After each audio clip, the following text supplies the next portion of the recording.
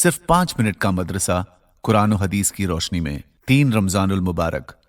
Number 1، اسلامی تاریخ۔ حضرت عیسیٰ علیہ السلام۔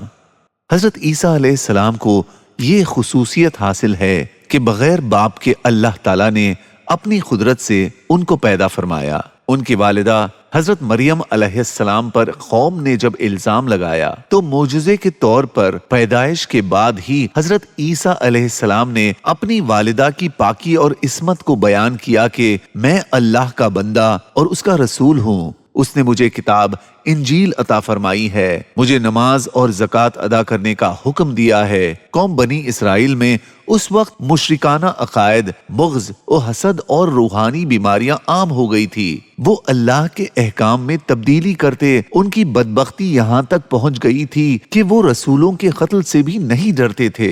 ایسے ماحول میں حضرت عیسیٰ علیہ السلام نے اس قوم کو اللہ کی عبادت و اطاعت کرنے اور اس کو اپنا رب ماننے اور سیدھا راستہ اختیار کرنے کی دعوت دی اور فرمایا حضرت موسیٰ علیہ السلام پر اللہ نے جو سچی کتاب تورات نازل فرمائی تھی میں اس کی تصدیق کرتا ہوں اور اس بات کی خوشخبری دیتا ہوں کہ میرے بعد تمام رسولوں کے سردار آخری نبی آنے والے ہیں جن کا نام احمد ہوگا۔ تم ان پر نازل ہونے والی کتاب قرآن کریم پر ایمان لانا اور ان کو سچا رسول ماننا، جو ان کے دین پر چلے گا وہی کامیاب ہوگا۔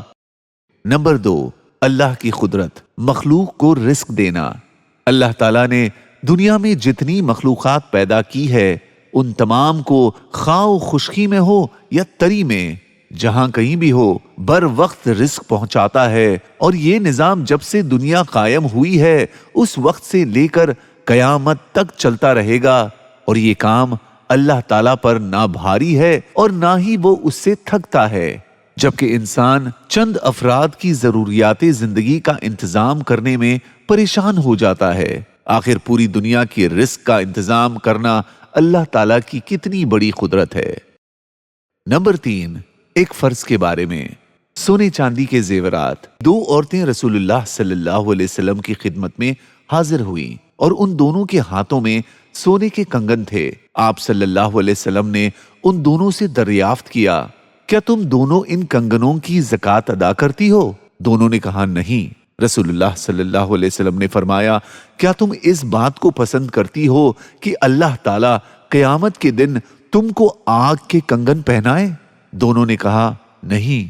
آپ صلی اللہ علیہ وسلم نے فرمایا، تو پھر اس کی زکوٰۃ ادا کرتی رہو۔ نمبر 4، ایک سنت کے بارے میں۔ روزہ کس چیز سے افطار کرے؟ حضرت انس رضی اللہ عنہ فرماتے ہیں کہ آپ صلی اللہ علیہ وسلم مغرب کی نماز سے پہلے تر کھجور سے روزہ افطار فرماتے تھے۔ اگر تر کھجور نہ ہوتی تو خشک کھجور سے افطار فرماتے، اور اگر یہ بھی نہ ملتی تو چند گھونٹ پانی پی لیتے۔ نمبر 5، ایک اہم عمل کی فضیلت۔ رمضان میں دعا کا قبول ہونا۔ رسول اللہ صلی اللہ علیہ وسلم نے فرمایا، رمضان المبارک کے ہر دن و رات میں اللہ کے یہاں سے جہنم کے قیدی چھوڑے جاتے ہیں، اور ہر مسلمان کے لیے ہر دن و رات میں ایک دعا ضرور قبول ہوتی ہے۔ نمبر 6، ایک گناہ کے بارے میں۔ حرام غذا کی نحوست۔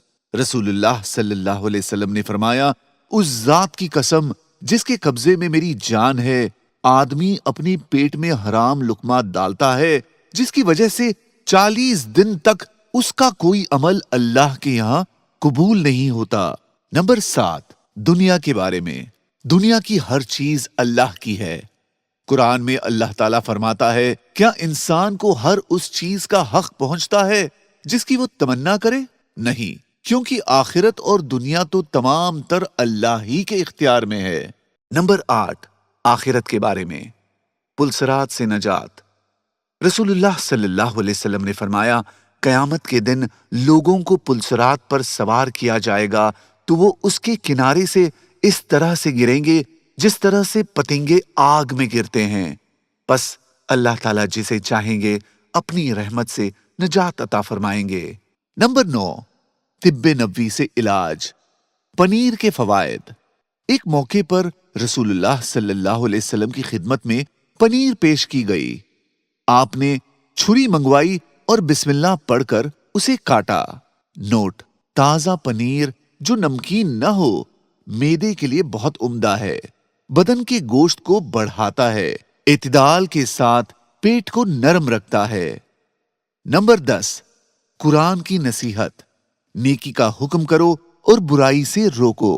कुरान में अल्लाह ताला फरमाता है, तुम्हारे दरमियान एक ऐसी जमात होनी चाहिए जिसके अफराद लोगों को नेकी और भलाई की तरफ बुलाएं और नेक काम करने का हुक्म करें और बुराई से रोकें।